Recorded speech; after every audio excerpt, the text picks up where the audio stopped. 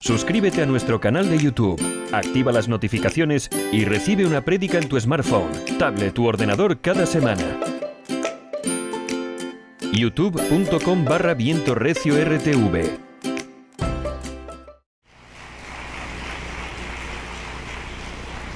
El tema que voy a hablar hoy voy a coger un rema que entregué hace 2 jueves en un discipulado. Lógico, le he incrementado algunas cosas las he cambiado, pero me pareció interesante poder dar este tema hoy, habiéndolo dado en un discipulado, porque quiero aportar algo. Ustedes no se alcanzan a imaginar lo que se están perdiendo por no ir los jueves. Se los digo con todo el corazón. Los que van los jueves saben de qué estamos hablando. Les invito para que vayan los jueves. Bien, vamos a tratar en este tema algo que va a entrar por aquí y va a entrar por aquí. ¿En qué sentido? El título de la enseñanza es: primero oyes y después ves. Ese es el título de la enseñanza en esta tarde. Primero oyes y luego ves. Vamos a fundamentar esta enseñanza y vamos a sacarle mucho jugo a esta porción bíblica. Primer libro de Reyes, capítulo 18, versículo 1. Dice: pasado muchos días vino palabra de Jehová a Elías en el 3er año, diciendo: ve, muéstrate a Acab. Ve, muéstrate a Acab, y yo haré llover sobre la faz de la tierra. Ahora, quiero por favor coloquen en el mismo libro de Reyes el versículo 41 hasta el 46, por favor. El 41 dice: entonces Elías dijo a Acab: sube, come y bebe, porque una lluvia grande se oye. La enseñanza va a estar fundamentada ahí, básicamente ahí. Siguiente versículo, porfa. Entonces, siguiente versículo: Acab subió a comer y a beber, y Elías subió a la cumbre del Carmelo, y postrándose en tierra, puso su rostro entre las rodillas. Eso también es muy importante, luego lo enseñaremos. Siguiente versículo: y dijo a su criado: sube ahora y mira hacia el mar. Y él subió y miró y dijo: no hay nada. Y él volvió a decir: vuelve cuántas veces. Eso es algo también muy importante. Siguiente, por favor. A la séptima vez, ¿a la qué? Eso es muy importante.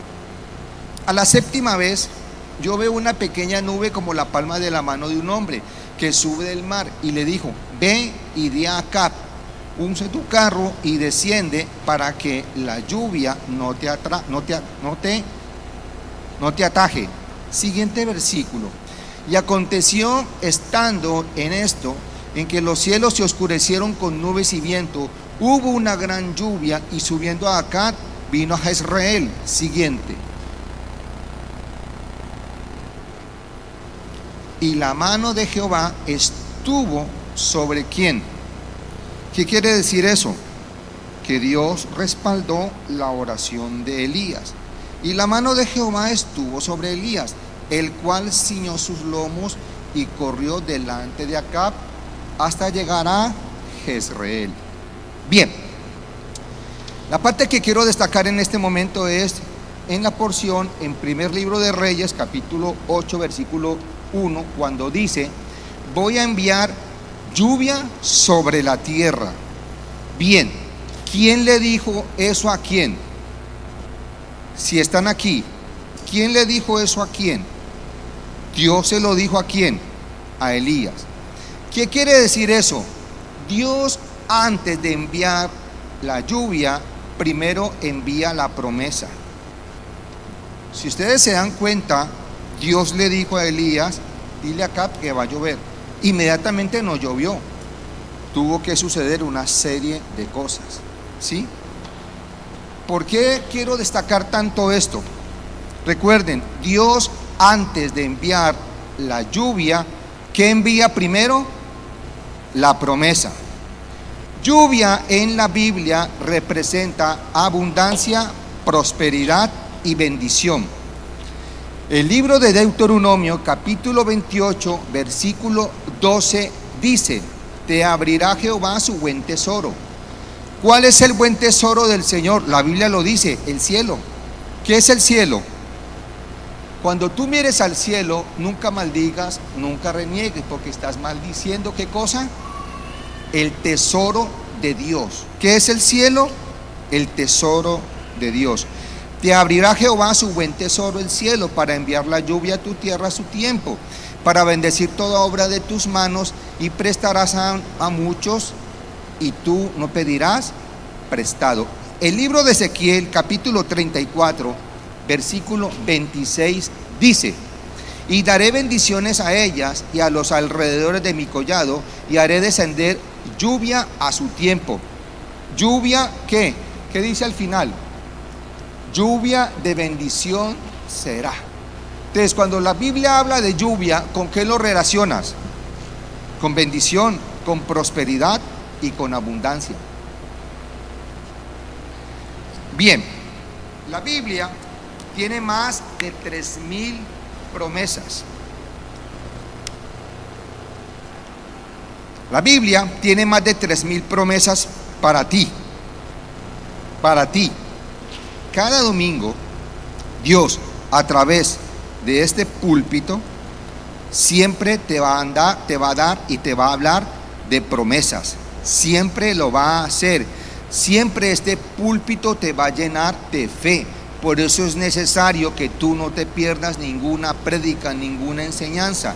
Cada vez que tú vienes, tu fe crece y tú te afianzas más en las promesas que tú escuchas.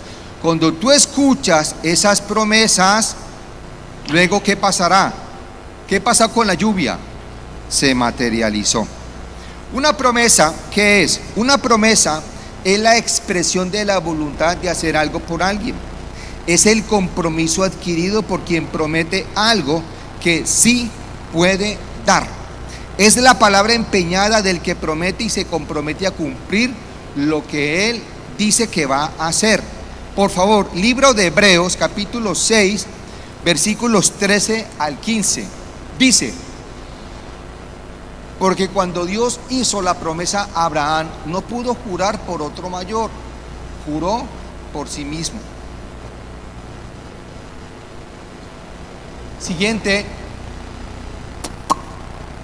diciendo: de cierto te bendeciré con abundancia y te multiplicaré grandemente.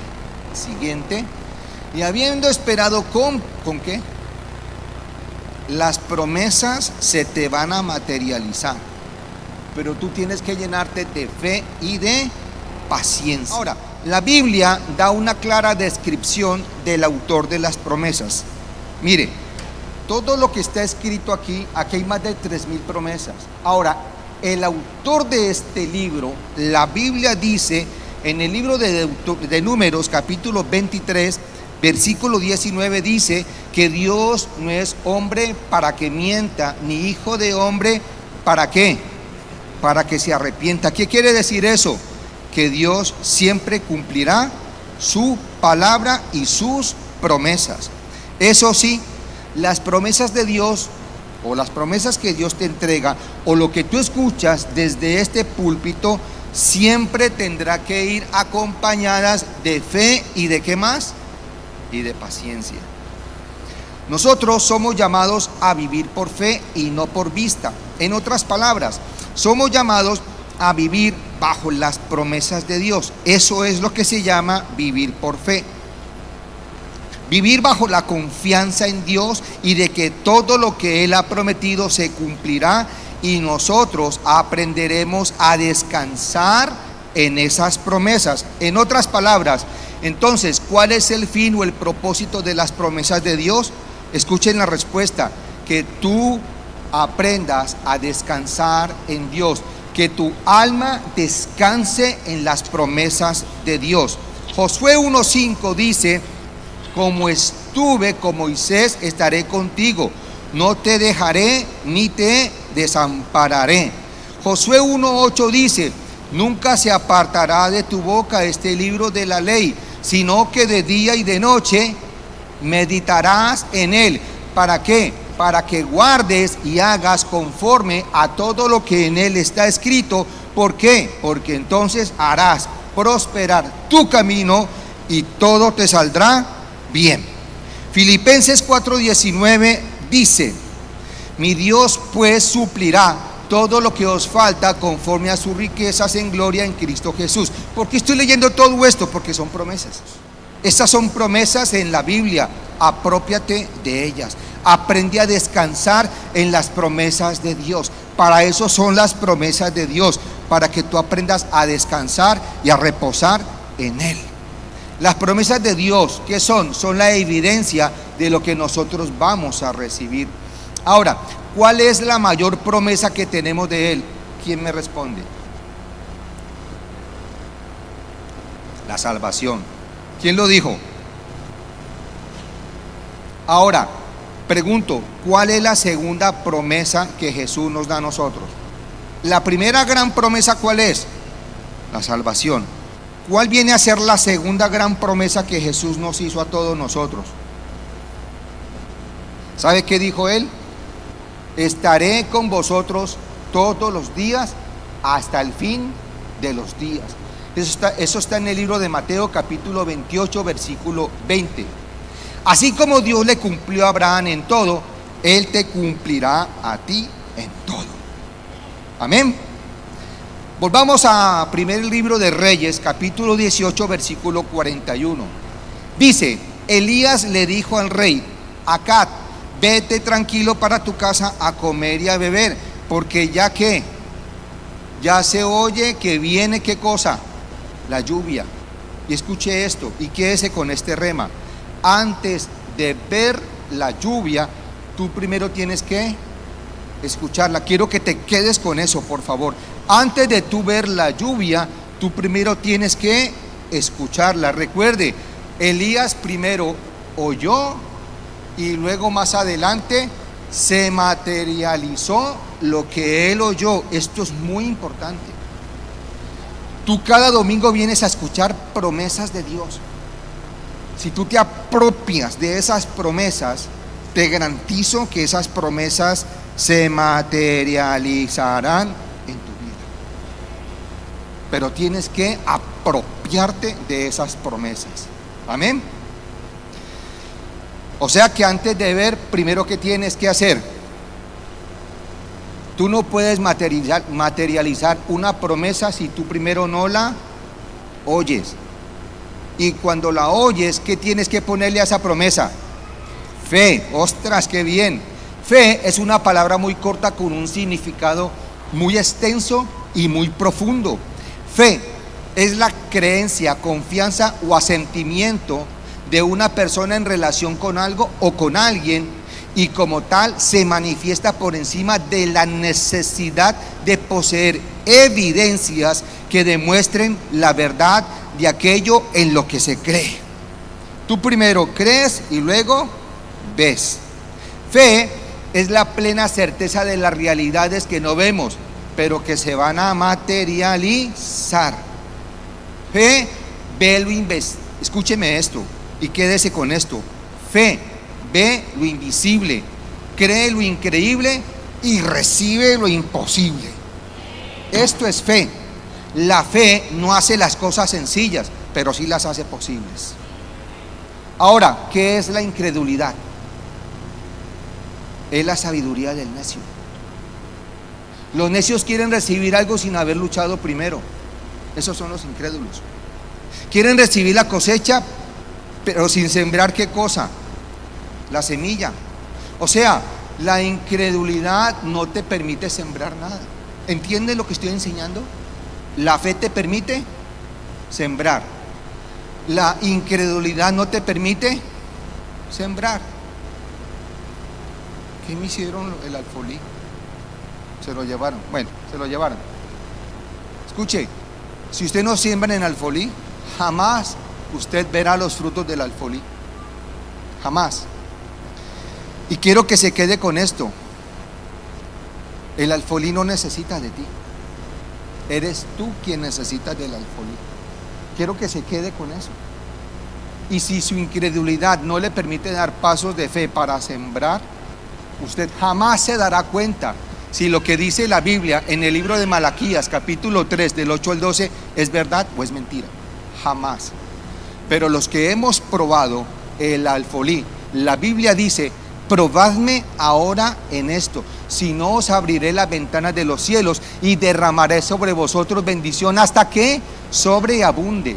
Los que hemos probado el alfolí, yo personalmente puedo decir: es verdad, sobre mi vida ha sido derramada bendición hasta que sobre y abunde.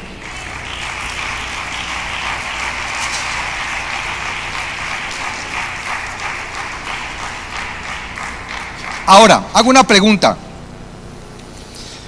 Recuerda que tú tienes algo que se llama libre. Hago una pregunta. ¿A ti quién te obliga a venir aquí? Voy a hacer una pregunta. Levante la mano el que viene aquí obligado, o que lo han obligado a venir a este lugar. Levante la mano. Solo los niños son traídos de la mano.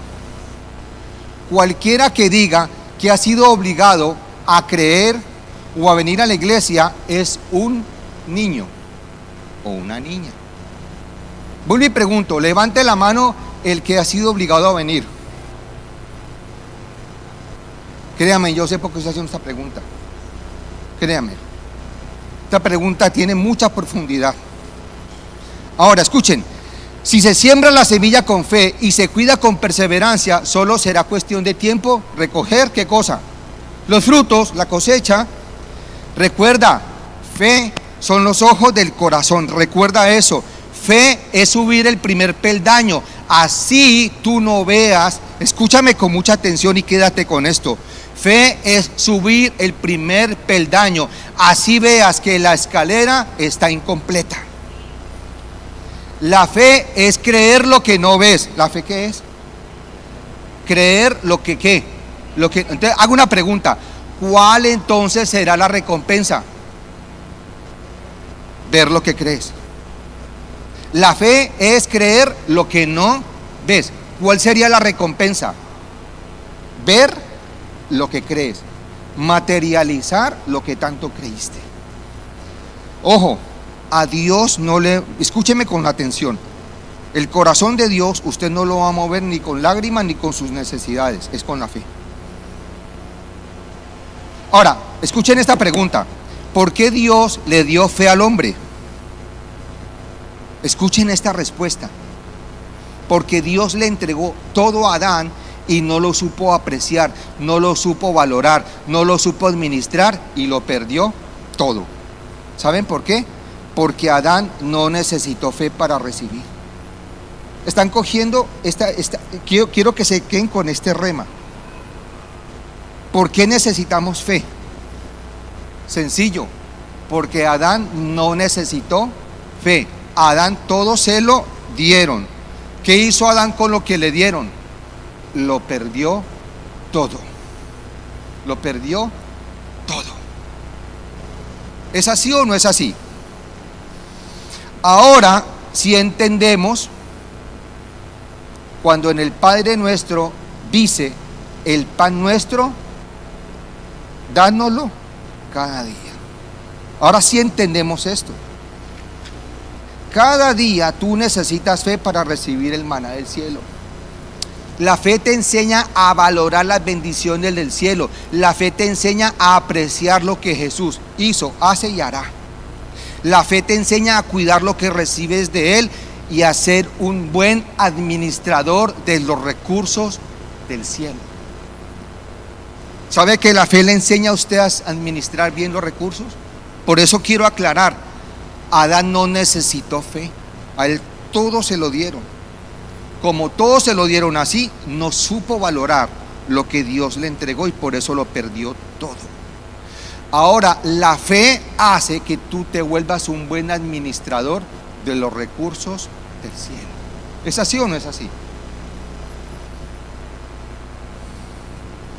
La fe es una pequeña sustancia de Dios. Diga conmigo, la fe es una pequeña sustancia de Dios. Ojo, y te sirve para conectarte con el mundo que tú no ves, pero que sí es real. O sea, con el mundo espiritual. A medida que tu fe va creciendo dentro de ti, tú vas evolucionando, empiezas a sufrir una metamorfosis, generando en nosotros una actitud constante. ¿Qué cosa? Constante de victoria en medio de las adversidades. En otras palabras, la fe te vuelve a ti un vencedor cada día, un victorioso. Eso es lo que hace la fe en tu vida. La fe nos da victoria, constancia y crecimiento. Victoria es firmeza para no caer, constancia para no rendirse y crecimiento para no estancarse. Pregunto, ¿qué hubo en Elías? Escuchen esto. ¿Qué hubo en Elías? Aparentemente la pregunta es muy fácil, pero es una pregunta de reflexión. ¿Qué hubo en Elías cuando Dios le dio la promesa de que iba a llover? Fe. Pregunto, ¿se materializó esa fe? Vuelvo y pregunto, ¿qué tuvo que hacer Elías para que se materializara esa fe? No, algo más.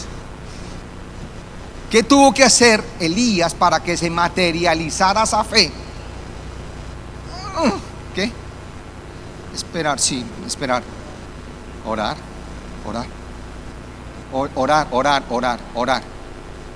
Si Elías no ora, escúchame, así Dios le hubiese dicho que iba a llover. Si Elías no ora, no pasa nada. Se queda la promesa ahí. ¿Es así o no es así? Ahora hago otra pregunta. ¿Cuántas veces tuvo que orar Elías? Yo lo leí. 7 veces. Bien, hago otra pregunta. ¿Tú qué necesitas? Escucha esto. ¿Qué necesitas para orar a un ser que tú no ves?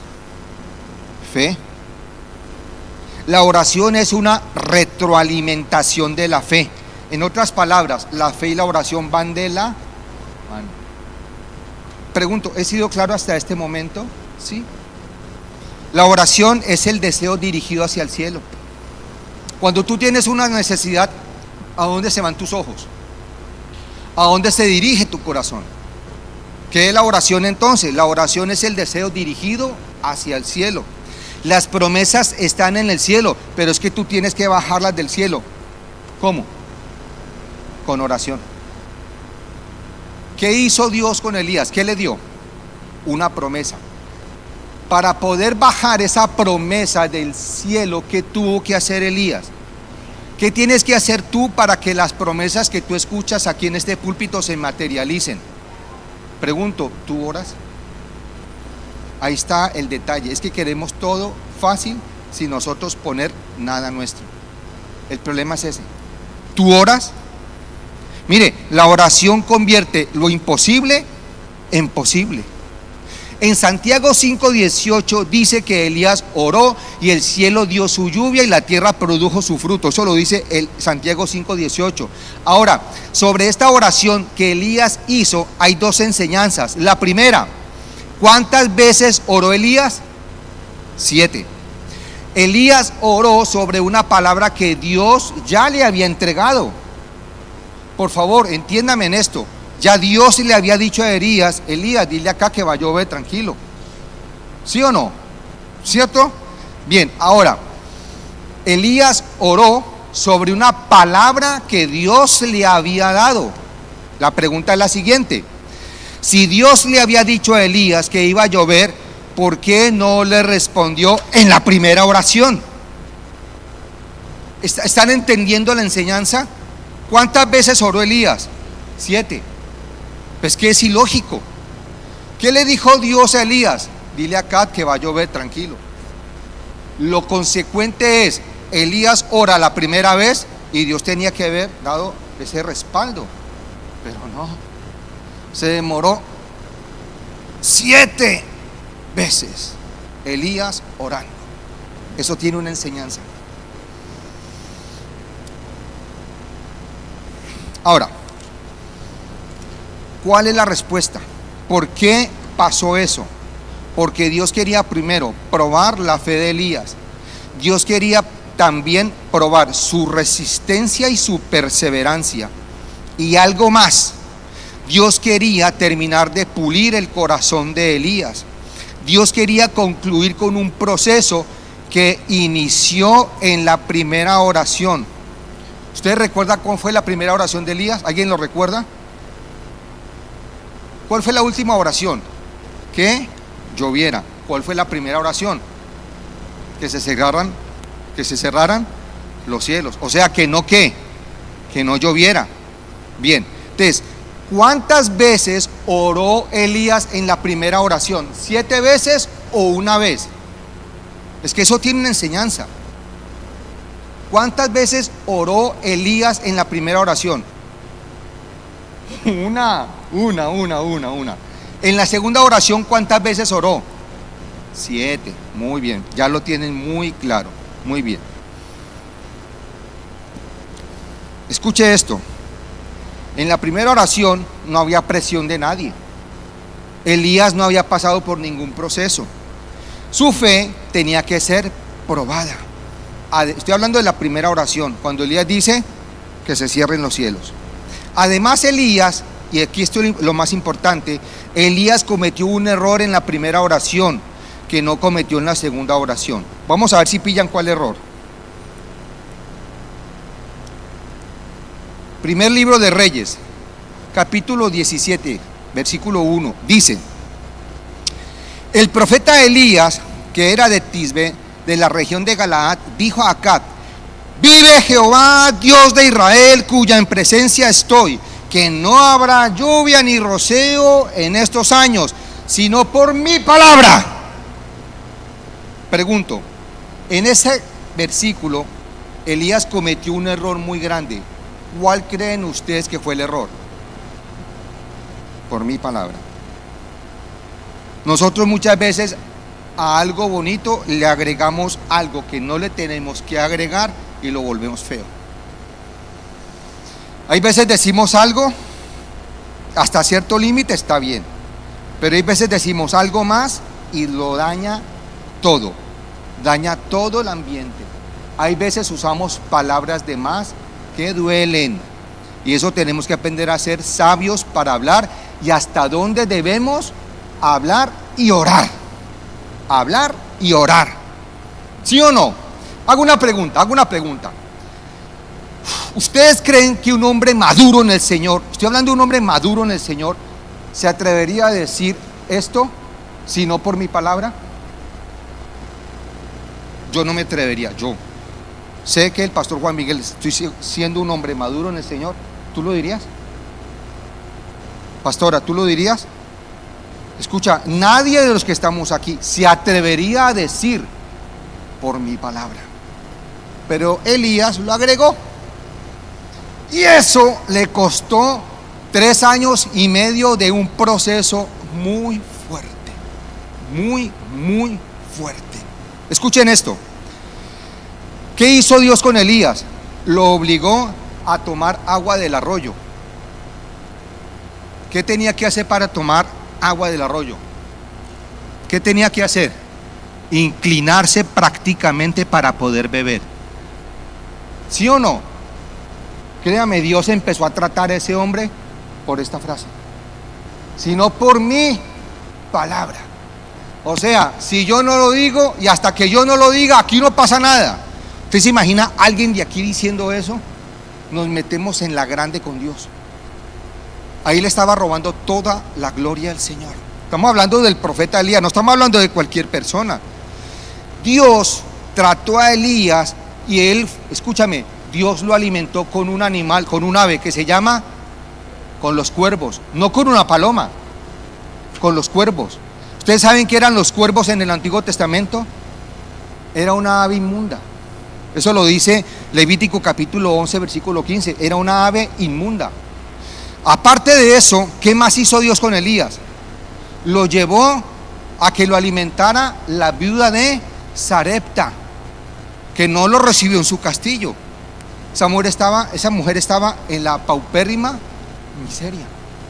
O sea, mire hasta dónde Dios tuvo que llevar a Elías para tratarlo y procesarlo, para que aprendiera a orar, para que aprendiera a no robarle la gloria a él. Escuchen esto. O sea que Dios en esos 3 años y medio, fueron 3 años y medio, ¿qué hizo Dios con Elías? Le trató el carácter, le trató el orgullo. En otras palabras, le bajó los humos. ¿Sabe por qué lo digo? Tú intenta no permitas que los humos se te... Porque Dios te los... Él es especialista en bajar los humos. Dios podrá respaldar cosas que tú hagas, pero posiblemente no podrá aprobar cosas que tú hagas. Y Dios tratará en ti lo que Él no aprueba en ti. ¿Entiendes? ¿He sido claro? Se lo digo de verdad para que usted mantenga su corazón más bien humilde, agachado y humillado ante Dios. Yo siempre he dicho esta frase: de rodillas es mejor.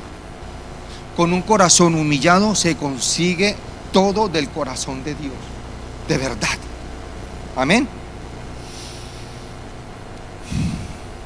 Mire, ¿qué es lo que quiero decir con todo esto? Antes de que Dios abra la mano sobre ti y descienda lluvia sobre tu vida, Dios tendrá que tratar muchas cosas en ti. Muchas. Y si tú no te dejas tratar, pregunto, ¿de dónde no saldrás? ¿Quién me lo responde? De la sequía. Estamos hablando de sequía. Hasta que tú no quebrantes, la sequía no parará en tu vida. Se lo digo con todo el corazón. Y la sequía de Dios, escucha, es un trato muy fuerte. Elías fue muy tratado, pero muy tratado por esa frase. Escuche: primera, segunda oración, tercera, cuarta, quinta, sexta oración, y Dios todavía lo estaba tratando. ¿Cuántas veces oró Elías? En la sexta oración todavía Dios estaba tratando a Elías. Increíble. Mire, ¿sabe por qué le digo esto? Porque usted tiene que seguir perseverando, así vea que los cielos no se abren. Porque en la séptima oración Dios te responderá.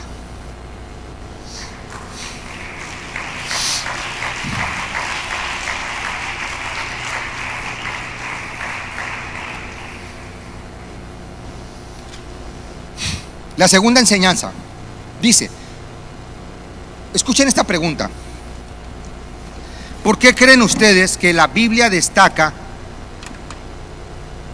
de que Elías se postró y dónde metió su cabeza? Entre las rodillas. Ni Juan Miguel ni yo podemos hacer eso.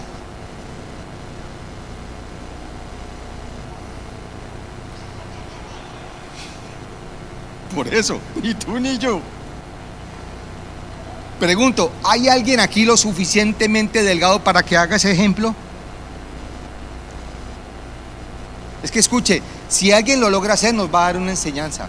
Que logre meter su rodilla, su cabeza dentro. ¿Quique? Mi Quique lindo, venga papá. Intente. Aquí que lo vea todo el mundo. Es que quiero que entiendan algo que va a pasar aquí. Usted aquí.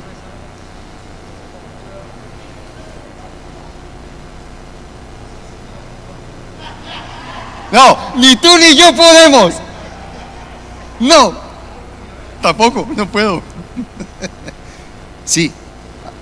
Escuchen, me encanta que este hombre de verdad lo hizo como yo quería. Escuchen. ¿Qué está tapando en este momento las rodillas? Las orejas. ¿Y qué está tapando? Los oídos. Ya, Quique. Gracias.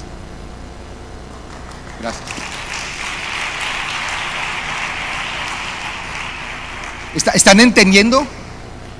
Es que mire, yo busqué por toda la Biblia y en ninguna otra parte de la Biblia está registrado que ningún hombre de Dios metió su cabeza en muchas partes de la Biblia dice que los hombres de Dios se postraron, vale, pero que metieron su cabeza aquí solamente lo hizo Elías.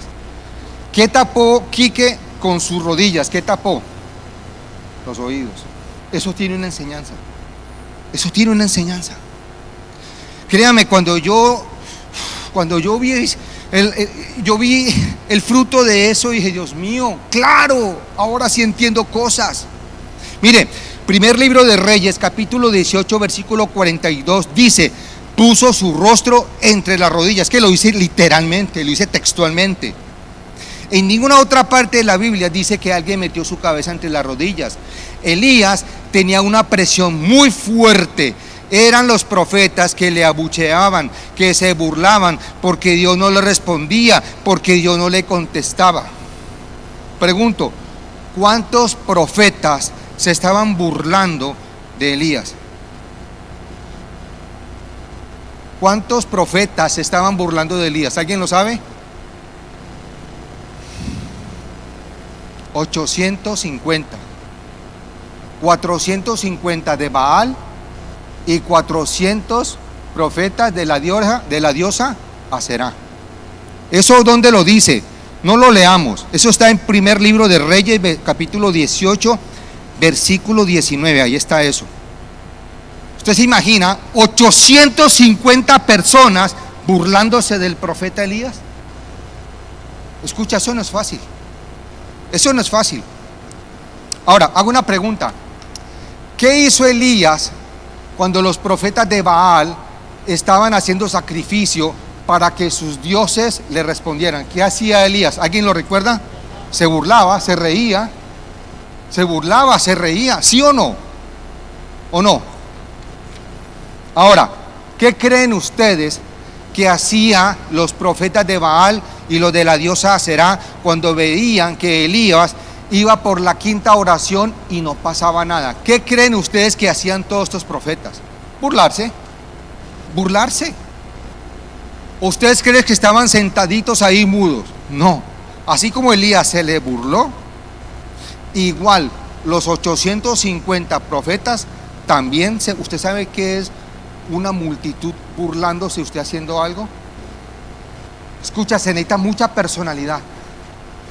Se necesita una autoestima muy sana para poder seguir adelante. Quiero que entienda esa situación que estaba viviendo Elías. Mire, si con una persona que se burle de usted se lo come vivo, ¿cómo serán 800 personas? Escuche, uno se arrincona, uno se amilana, uno se vuelve pequeñito, le entra el síndrome de la langosta. ¿Sí o no? Ahora, al meter la cabeza entre las rodillas ¿qué le tapaba? Los oídos. ¿Qué significa esto?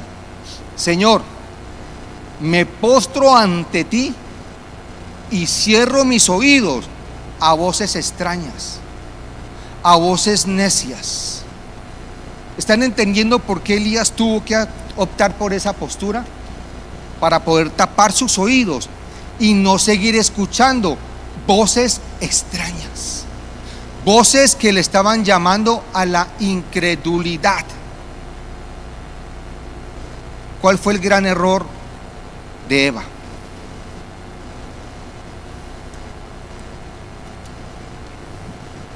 No se tapó los oídos. No se tapó los oídos. ¿A quién escuchó Eva? ¿Cuál fue el gran error de todo el pueblo de Israel? No se tapó los oídos. Prefirieron escuchar los 10 espías incrédulos que los 2 espías que traían fe y valentía para decir, más nosotros podemos que ellos. ¿Están entendiendo qué es, a dónde es que yo quiero llegar?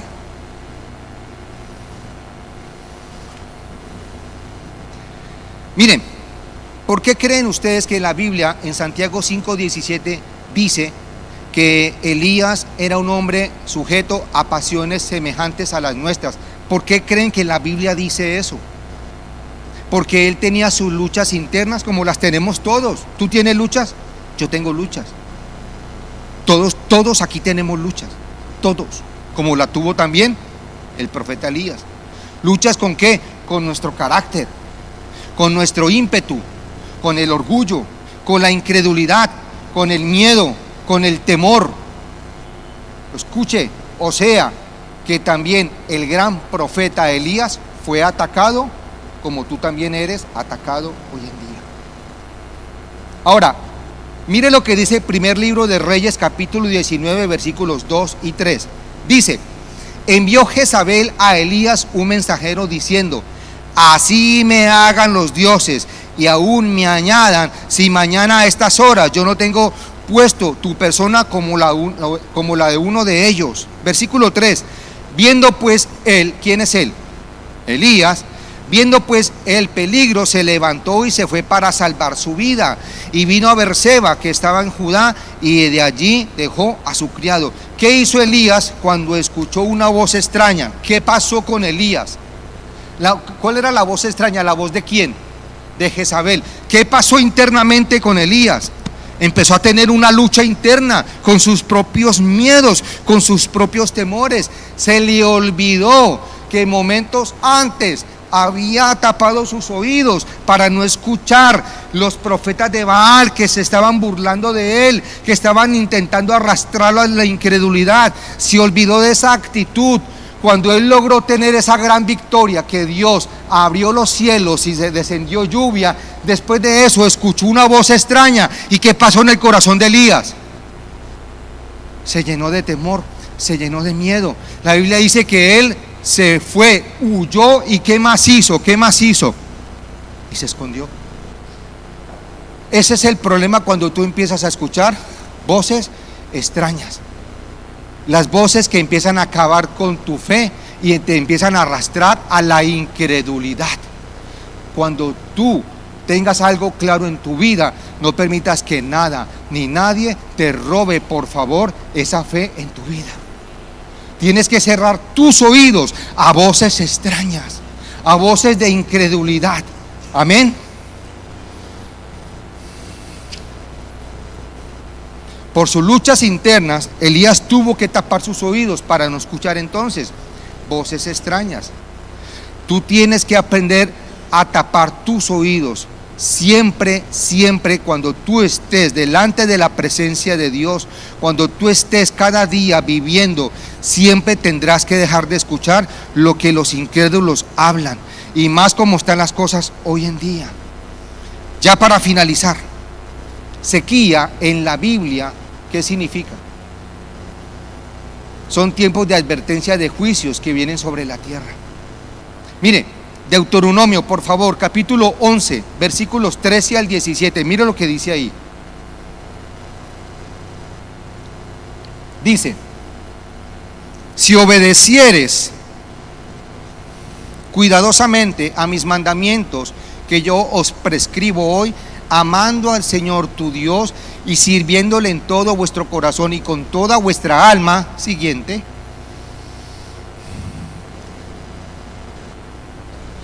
Yo daré la lluvia de vuestra tierra a su tiempo, la temprana y la tardía, y recogerás tu grano y tu vino y tu aceite. Siguiente. Daré también hierba en tu campo para tus ganados, y comerás y te saciarás. Guardaos pues que vuestro corazón no se enfatúe, o sea, no se engrandezca, y os apartéis y sirváis a dioses ajenos y os inclinéis a ellos. Siguiente. Y si, escucha esto, y se encienda el furor de Jehová sobre vosotros. ¿Y qué pasa? ¿Qué significa cerrar los cielos? Sequía. Y cierre los cielos y no haya lluvia, ni la tierra de su fruto, y perezcáis pronto de la buena tierra que os da el Señor. La sequía, ¿qué es en la Biblia? ¿Qué representa entonces? Juicios de Dios sobre la tierra. Mire, la Biblia dice en Isaías 26:9: porque luego que hay juicios tuyos en la tierra, los moradores del mundo aprenden justicia. Los juicios de Dios sirven para que la humanidad reflexione sobre su camino y haga un pare o haga un giro en su vida, incluyéndote a ti.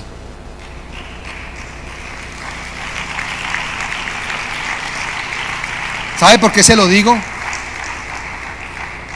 Porque si tú no cambias tu actitud y tú no cambias tu corazón y tú no empiezas a obedecer a Dios en lo que Dios te dice que debes obedecer y hacer, posiblemente los cielos se cierren sobre tu vida.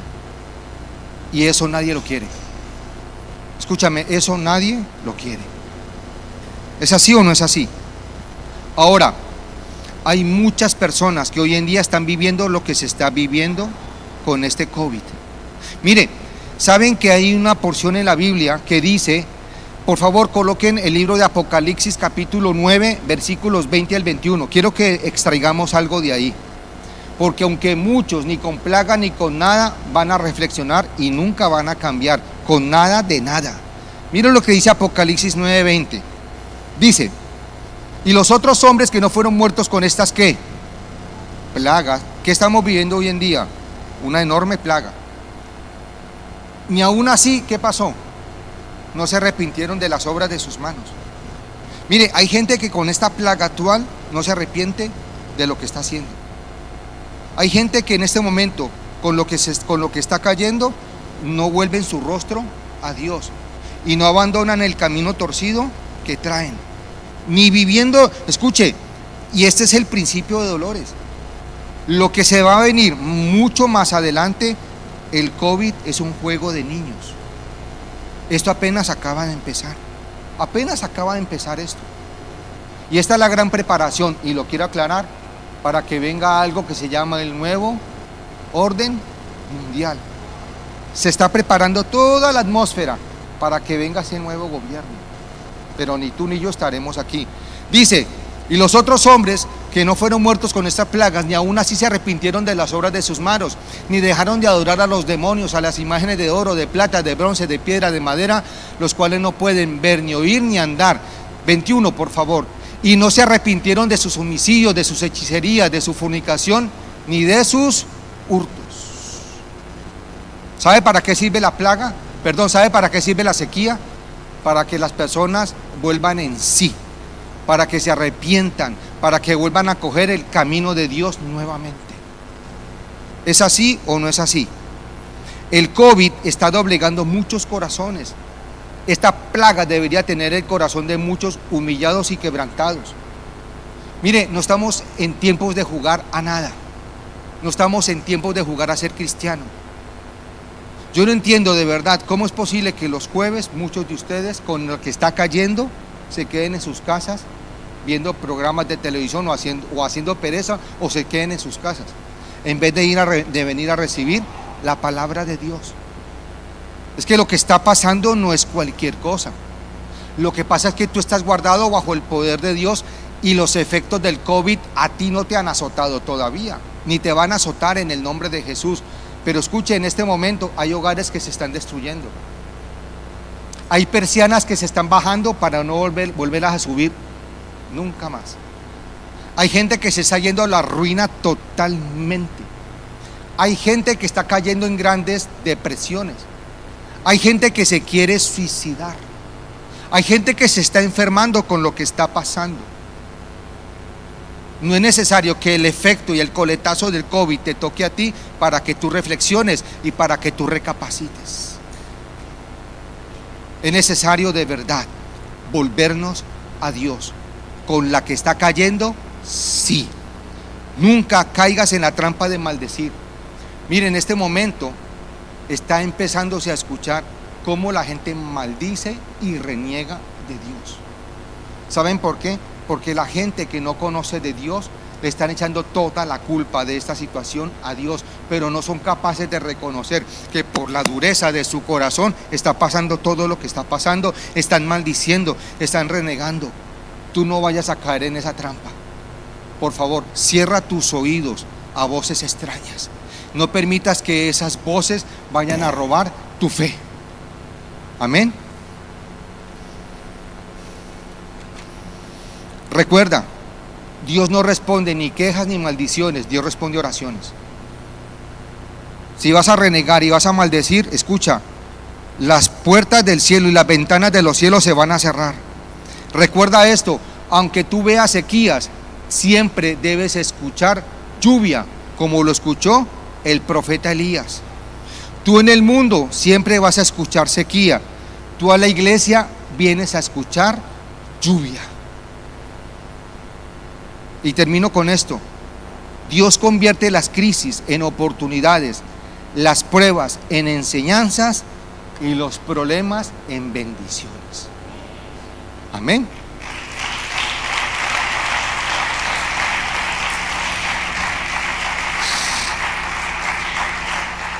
Amado Padre, en esta preciosa y linda noche, Señor, presento esta palabra que ya se ha entregado. Pido en el nombre de Jesús, por favor, que esta palabra quede tallada en nuestros corazones, que dé fruto al 100%, Señor. Que esta palabra, Señor, hoy quede guardada, atesorada, y que la podamos administrar cada minuto de nuestra vida, Señor. Que tomemos plena conciencia de la situación que se está viviendo en el mundo, que te demos gracias a ti, Señor, porque tú nos has guardado.